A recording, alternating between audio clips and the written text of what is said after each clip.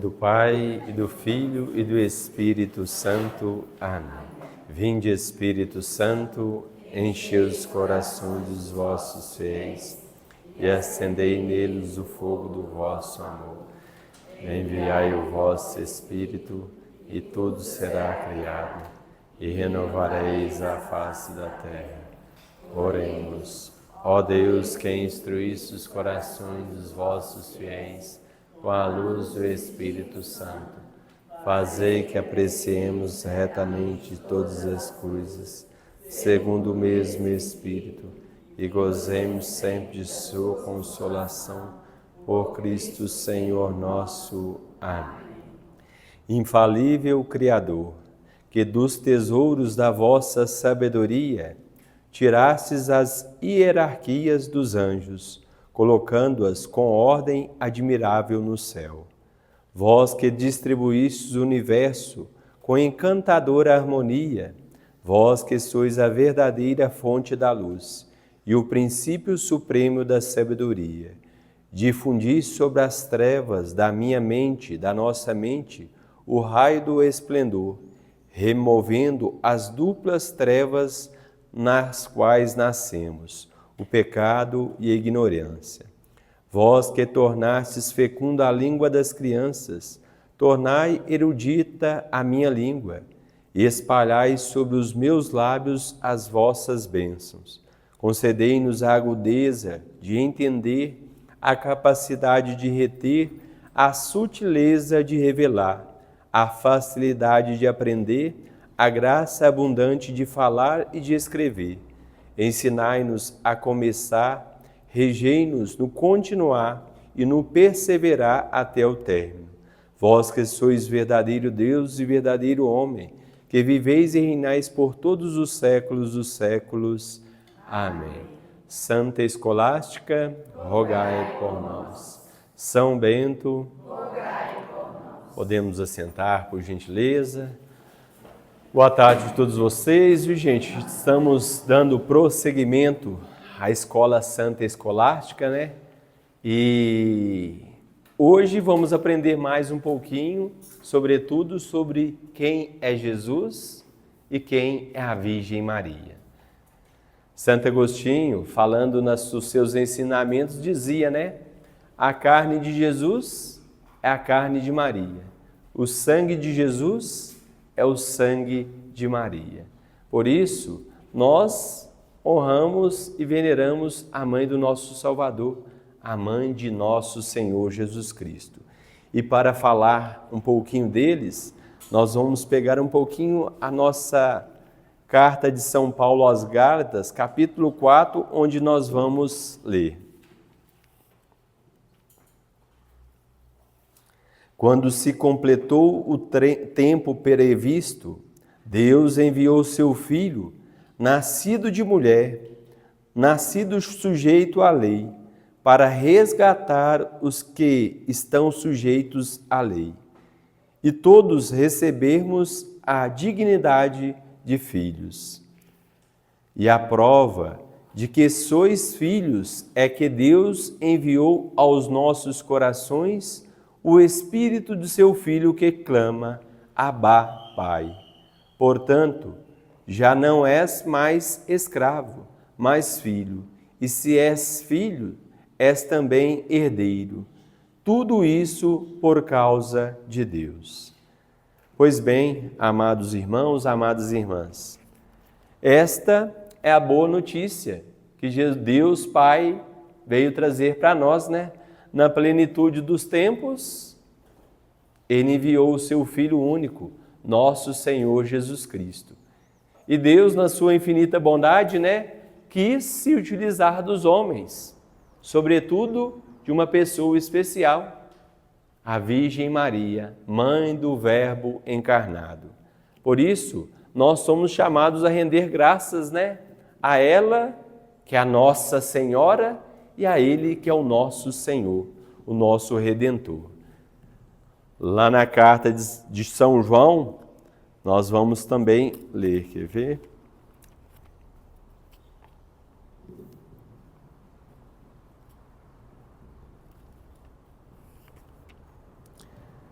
No princípio era a palavra, e a palavra estava com Deus, e a palavra era Deus.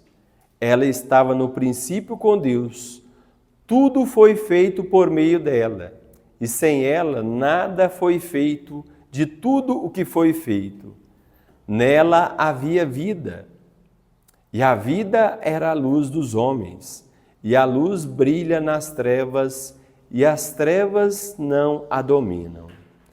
E a palavra se fez carne e veio morar entre nós, e nós contemplamos a sua glória, glória com o unigênito do Pai, cheio de graça e de verdade. Nós vamos falar hoje, sobretudo, da palavra de Deus. Nós, católicos apostólicos romanos, nós somos a religião da palavra. Não somos a religião do livro. Nós somos a religião da palavra que se fez carne e veio habitar entre nós. E quem é essa palavra? A palavra não é um livro, mas uma pessoa, nosso Senhor Jesus Cristo, que veio habitar entre nós. A palavra que já existia antes de todos os tempos, veio habitar entre nós. E veio nos trazer o quê? A salvação. Veio nos mostrar o quê? O caminho. Veio nos dar o exemplo. Veio nos dar a força para que nós possamos perseverar nos seus caminhos. Deus enviou o seu Filho, para nos tornar filhos adotivos. E Deus, na sua infinita bondade, como nós vamos falar de hoje, utilizou a sua Santa Mãe, a sua criatura, a Virgem Maria, que foi a mãe do nosso Salvador. Deus cumpriu assim as suas promessas feitas a Abraão, lá no Antigo Testamento. Deus cumpriu assim todas as suas promessas de amor. O Filho de Deus foi feito homem, Jesus. O que significa esse nome? Jesus quer dizer nosso Salvador. Os livros do Antigo Testamento, todos preparam eles para a chegada do Messias. Muitos judeus se converteram a Jesus, perceberam e acharam nele o Messias esperado. Mas, infelizmente, muitos judeus, até nos tempos atuais, estão esperando, aguardando a vinda, a chegada de quem? Do Cristo, do Messias. Se nós formos analisar o Antigo Testamento, todos os judeus seguem ele, todos eles. Porém, nós sabemos que há 2024 anos atrás, o Verbo Divino se fez carne, veio habitar no útero da Virgem Maria, veio nos trazer a salvação. Como diz também Cristo, Cristo que significa o ungido de Deus Pai. Ungido quer dizer consagrado, nos mostrando que Jesus é o Rei dos Reis, Jesus é o sumo e eterno sacerdote, Jesus também é o sumo profeta, o mais poderoso dos profetas, porque ele não é simplesmente um profeta, mas ele é o Filho de Deus que veio habitar entre nós.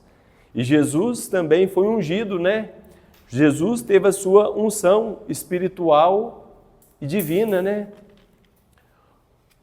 Jesus teve um diálogo com Deus Pai, O Espírito Santo repousou sobre Jesus como uma forma de uma pomba e da nuvem saiu uma voz, Eis o meu Filho amado, fazei tudo o que ele vos disser.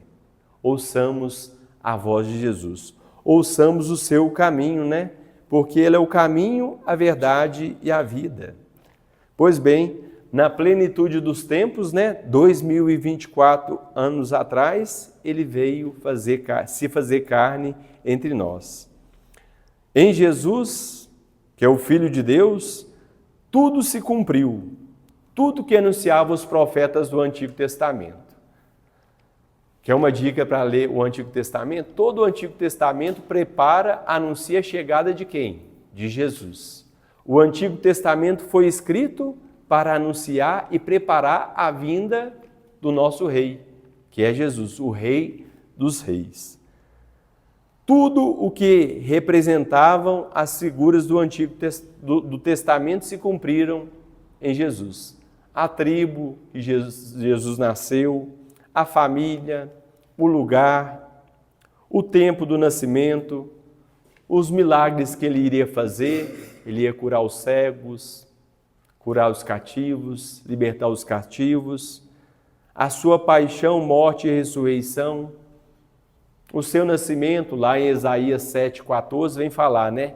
Eis que uma virgem conceberá e dará à luz a um filho, e ele dominará as nações com cetro de ferro. Por isso que Jesus, daqui 2 semanas, né, nós vamos rezar a festa de Cristo, o Rei do universo, de todo o universo, não somente da terra, mas do céu e da terra. Por isso, nós somos chamados a conhecer mais com Jesus, né? Jesus, poderíamos falar que ele é 100% Deus e 100% homem. Jesus não é um profeta qualquer. E por isso que nós somos chamados a seguir os seus caminhos. Por isso que em Jesus nós vamos ter a salvação. Por isso que em Jesus nós vamos ter as verdadeiras felicidades.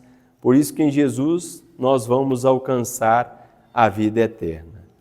Lá na primeira carta de São João, capítulo 1, versículos de 1 a 4, nós vamos ler. O que era desde o princípio, o que ouvimos, o que vimos com os nossos próprios olhos e o que contemplamos em nossas mãos apalparam a palavra da vida. Quem São João está falando? Da Bíblia? Não, da pessoa Jesus. Vida que é essa que se manifestou e nós vimos e testemunhamos. Vida eterna. Vida eterna que a vós anunciamos, que estavam junto do Pai e que a vós se manifestou. Isto que vimos e ouvimos, nós vos anunciamos, para que estejais em comunhão convosco. A nossa comunhão é com o Pai e com o seu Filho, Jesus Cristo.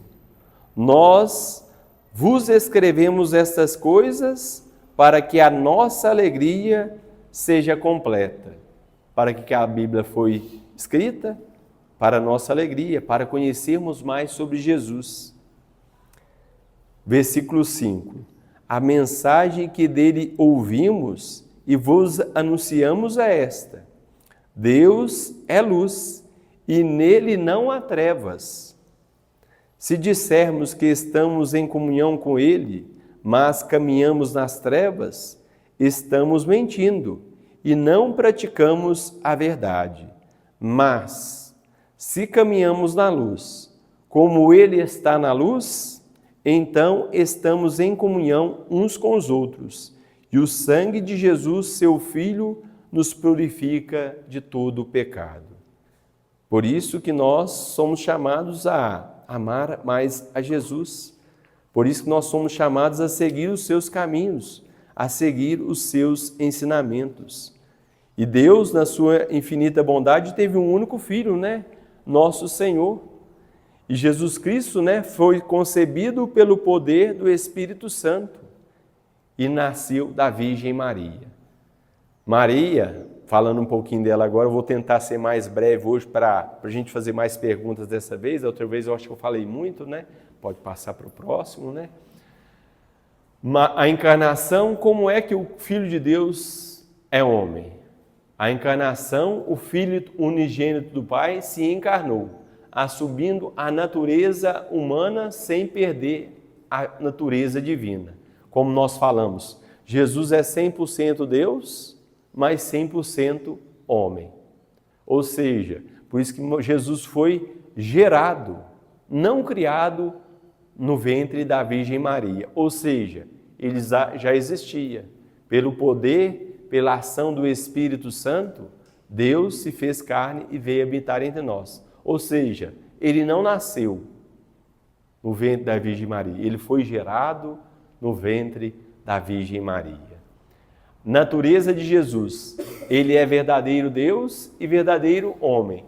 Duas naturezas unidas na pessoa do Filho de Deus. 100% homem e 100% Deus. Como lá no credo niceno-constantinopolitano, ele nos ensina: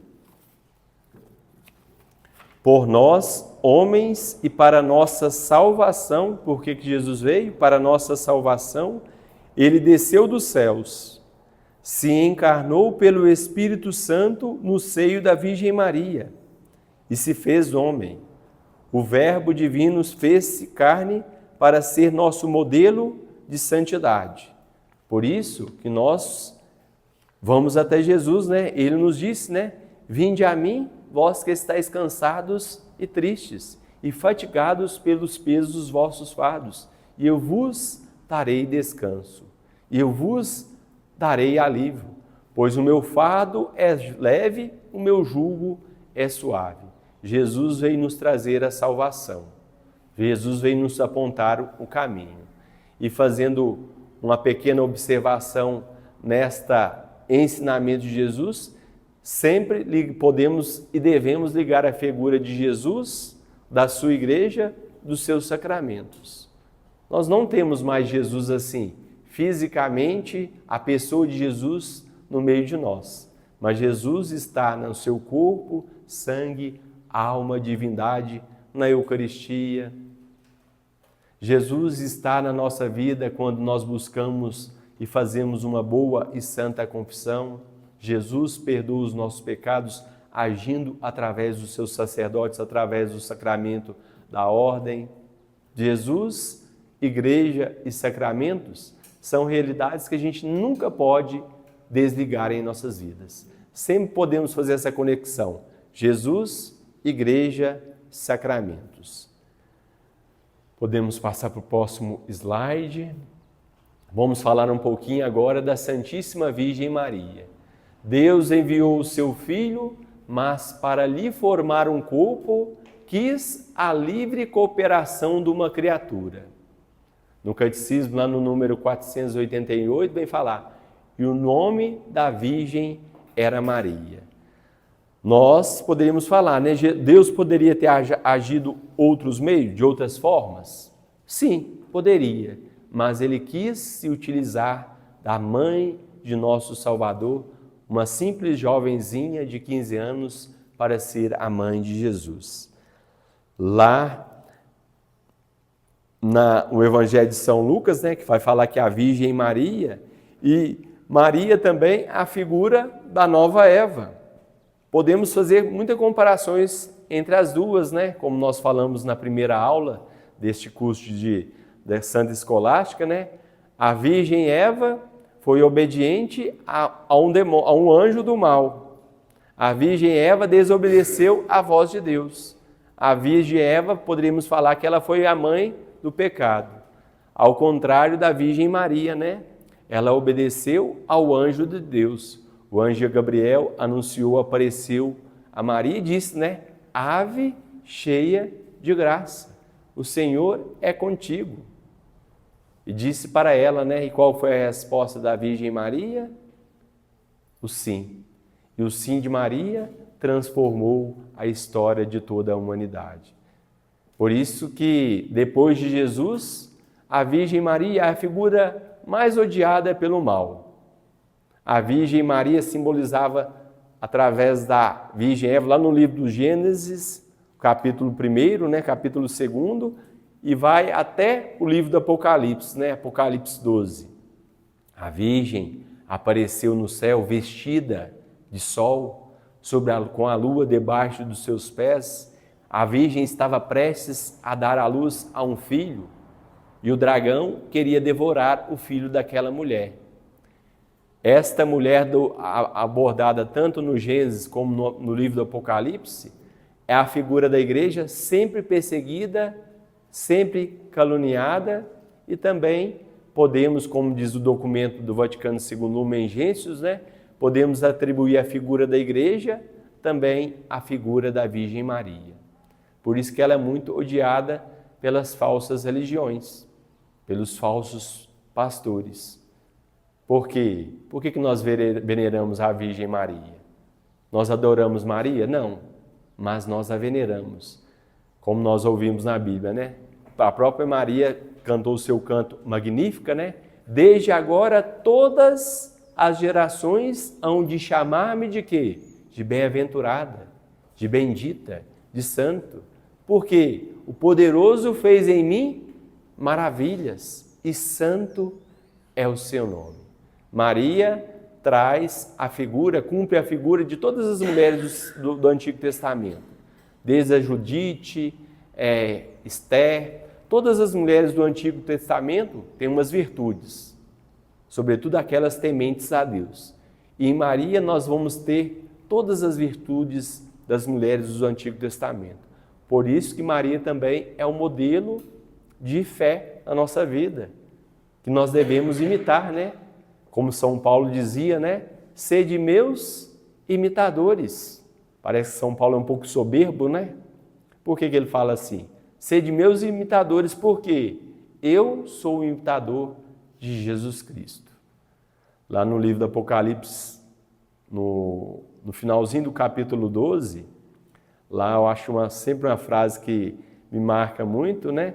Que lá onde fala que o dragão foi derrotado e ele foi tirado na terra e ficou com ódio por causa da mulher. E a partir disso, o que o dragão começou a fazer? Perseguir os filhos daquela mulher. E lá fala, né? Quem que são os filhos daquela mulher? Os que observam os mandamentos e os que mantêm o testemunho em nosso Senhor Jesus Cristo. Por isso que o caminho de Maria nos leva a quem? A Jesus. Por isso que quanto mais nós amamos a Virgem Maria, consequentemente, nós vamos amar a Jesus. Nunca tenham medo de amar a Mãe de Deus. Fazer uma pequena comparação, a gente pode trazer isso para a nossa vida, né? Se a pessoa quer agradar o filho, é só elogiar a mãe. Ou vice-versa, se quiser agradar a filha, né? Faz uma coisa boa para a mãe. O filho, nossa, enxerga, ele fez aquilo ali por minha mãe. Por isso que todos os nossos atos de amor, as nossas orações a Deus, podem usar o intermédio da Virgem Maria. É o que nós falamos, a comunhão dos santos, né? E ela está no céu intercedendo por todos nós. Daqui a pouco vou falar um pouco dos dogmas marianos, né? O que são os dogmas? Verdades contidas na Bíblia, na tradição, no magistério, que nos revelam verdades da nossa fé. Poderíamos falar também que Maria, né, é a porta do céu. Com justiça, a Virgem Maria recebeu esse título, porta do céu.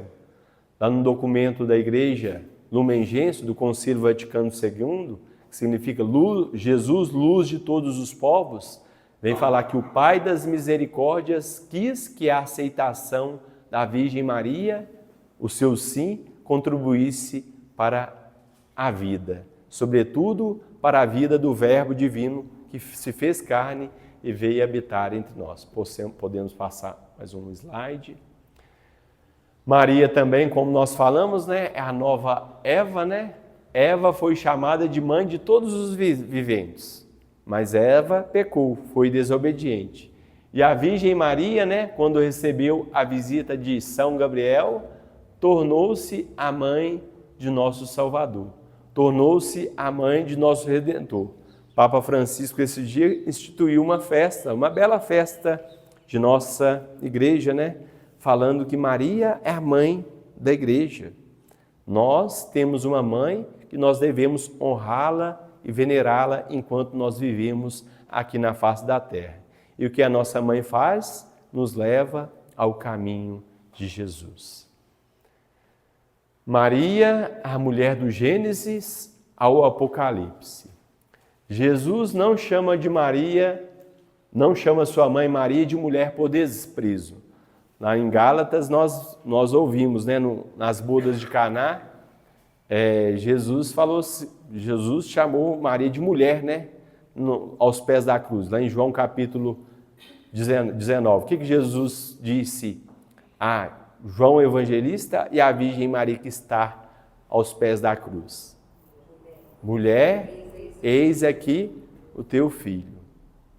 Eis aqui a tua mãe. Ele não fala o nome de João Evangelista ali, mas o discípulo amado representa todos aqueles que amam a Deus. E nós não ficamos órfãos de mãe também, nós temos uma mãezinha. E por que Jesus chama Maria de mulher? Para restabelecer a dignidade que a primeira Eva, a Virgem Eva, perdeu com o seu pecado, da desobediência.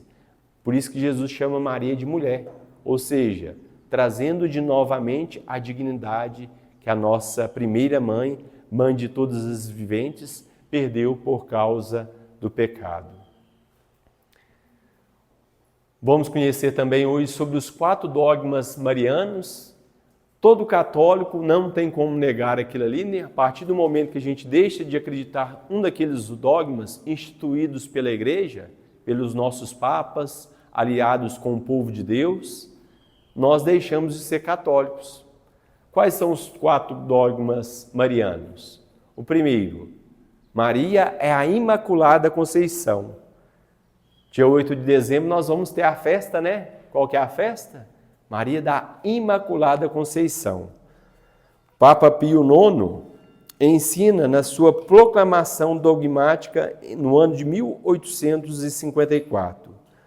Por uma graça e favor singular de Deus, onipotente, e em previsão dos méritos de Jesus Cristo, Salvador do gênero humano, a bem-aventurada Virgem Maria foi preservada intacta de toda a mancha do pecado original, no primeiro instante de sua concepção. Ou seja, Maria, quem que eram os pais de Maria? São Joaquim e Santa Ana. No momento que os dois se uniram, homem, mulher, maritalmente, no momento que o espermatozoide fecundou o óvulo de Ana, o esperma de São Joaquim, naquele momento, milagrosamente, misteriosamente, naquele momento que a alma foi infundida naquele óvulo ali, naquele mesmo instante, foi todo preservado da imácula, ou seja, sem mácula do pecado. Por Deus, um milagre que nós acreditamos. Por que Deus fez isso? Por que Deus quis fazer isso? Jesus poderia vir, que é o todo imaculado, Filho de Deus Pai, poderia vir de uma pessoa que tinha uma mácula, carregada do pecado original? Não. O imaculado saiu de quem? Da Imaculada Conceição. Por isso que nós católicos acreditamos nesse dogma de fé, que nos mostra a pureza singular de Maria, porque ela foi a mãe do homem mais puro que existiu na face da terra, nosso Senhor Jesus Cristo. Ela foi preservada da mancha do pecado original por quem? Por Deus. Para quê? Para que o Imaculado Jesus saísse e viesse da Imaculada Virgem Maria. O segundo dogma que nós vamos falar hoje, né, é que Maria, mãe de Deus, Theotokos, no concílio de Éfeso, lá no ano de 431, ele definiu, o Papa juntamente com os bispos, ele definiu Maria como a mãe de Deus. Embora a natureza divina de Cristo seja eterna, a segunda pessoa da Santíssima Trindade, que é Jesus, encarnou-se no ventre de Maria, de modo que, assim podemos chamá-la verdadeiramente de Mãe de Deus. Sua prima Isabel, lá no Evangelho de Lucas, capítulo 1, versículo 43, quando ela recebeu, Isabel estava grávida de João Batista, o que ela disse quando ela recebeu a visita da Virgem Maria?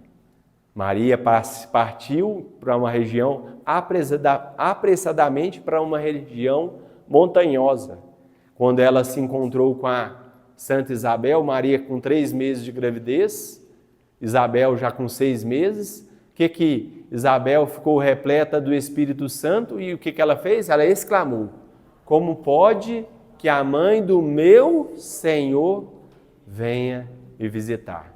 E Senhor, vocês podem observar na Bíblia, vocês não estudaram o grego, né? Mas Senhor, quando é Deus, está com S maiúsculo na Bíblia. E quando é um Senhor, um tratamento, uma questão, um tratamento de respeito, está Senhor com S minúsculo. Ou seja, está com S maiúsculo, é Senhor Kyrios, vem no grego. Senhor, meu Deus. Como pode, Isabel usa essa tradução, usa o grego, como é que a mãe do meu Senhor venha me visitar? Ou seja, a mãe do meu Deus venha me visitar. Por isso que é um dogma de nossa fé. Maria é mãe de Deus. Quem já conheceu o hospital lá de BH, o Mater Dei. O que significa essa Mater Dei? Mater Dei. Maria é a mãe de Deus. Por isso que é um dogma de nossa fé. Ah, não, mas Maria, por quê? Por que eles tiveram que declarar esse dogma de fé? Porque lá no início do cristianismo, muitas pessoas estavam falando assim, que Maria era só mãe do Cristo. Ou seja, heresias, falando que Jesus, outras heresias falavam que Jesus era só um homem. Outras heresias do adoção falavam que Jesus adotou a figura de um menino. Por isso que a igreja, para erradicar essas heresias do meio dela, ela publicou um dogma dizendo que Maria é a mãe do nosso Deus. Terceiro dogma também que nós vamos aprender hoje, né? A virgindade perpétua da Virgem Maria. Maria, podemos falar que ela é virgem, e não somente é virgem, concebeu dando à luz a Jesus, mas ela é 3 vezes virgem. Ou seja, antes do parto, ou seja, a sua concepção, a concepção, a Imaculada Conceição, né? Concepção. Ela é virgem antes do parto, no parto e até após o parto. Maria é sempre virgem, 3 vezes virgem. Tanto é que muitas pessoas que infelizmente não sabem interpretar corretamente a Bíblia, elas falam assim, mas Maria teve os irmãos de Jesus. Lá no Evangelho fala os irmãos de Jesus. Esse irmão é os primos de Jesus. Na Bíblia a palavra irmão é usada de 4 formas. Primeira forma, falar que é irmão de sangue realmente, mas também primo, parente, amigo. Abraão e Sara. Era tanto o amor que Abraão tinha por sua esposa Sara, que ele chamava ela, ó minha irmã, vamos na noite de núpcias, vamos rezar a Deus para que Deus proteja e santifique a nossa união. E também tem um sentido de irmão ser primos. Ou seja, nós somos irmãos na fé, né? Nós viemos da mesma mãe? Nós viemos do mesmo pai? Não, né? Mas nós somos irmãos na fé. É nesse sentido que a palavra irmãos é usada na Bíblia. Tem várias explicações teológicas que nós vamos entrar também nas posteriores datas, vai falar um pouquinho sobre essas questões, mas hoje a gente não vai entrar a fundo e vamos explicar biblicamente o porquê que nós temos certeza que Maria nunca teve outros filhos, somente o único filho, nosso Senhor Jesus Cristo.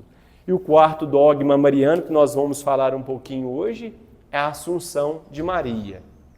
Maria, completada a sua missão aqui na face da terra, o que ela fez? Ela foi assunta ao céu. Ela foi elevada de corpo e alma ao céu. E o que significa para nós? Significa que a Assunção de Maria, a Assunção de Maria de corpo e alma ao céu, é um pouco do sinal da vitória de Jesus, da ressurreição, e também que um dia também nós vamos ser, quando na ressurreição final, nós vamos ter nossos corpos gloriosos e também nós vamos ser salvos. A Assunção de Maria, a elevação de Maria ao céu, é o sinal da nossa ressurreição. Lá no livro do Apocalipse 12, né?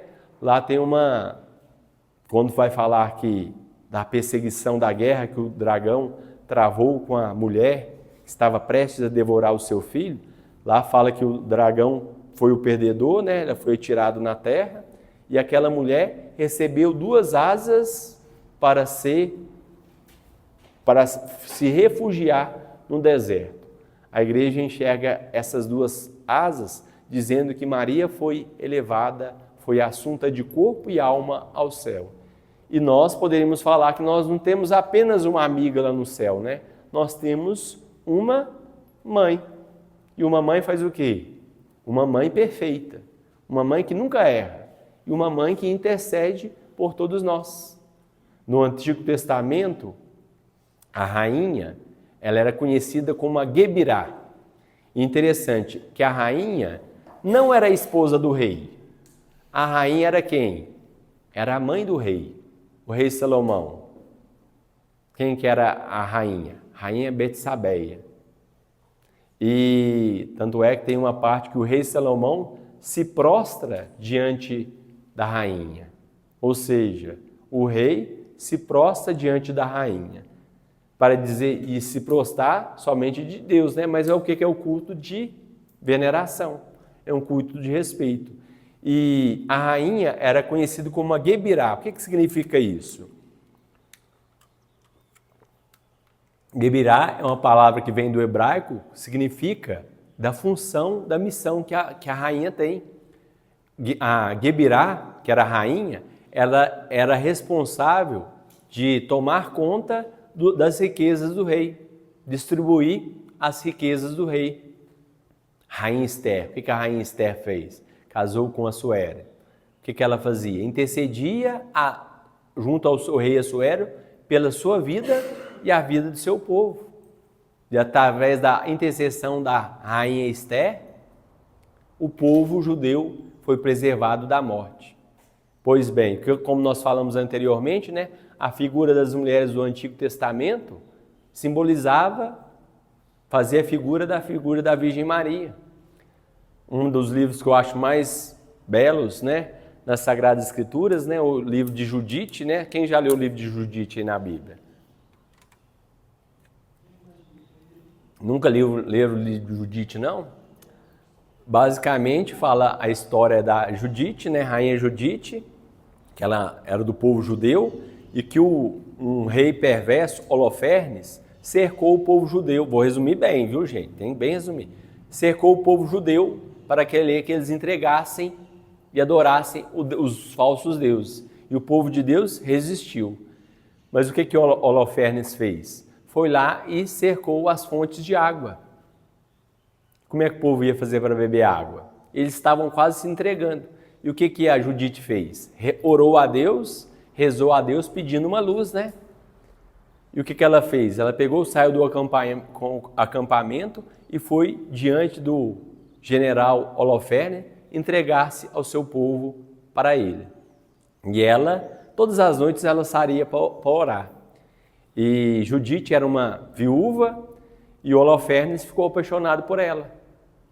E ele fez um banquete pensando que estava conquistando Judite.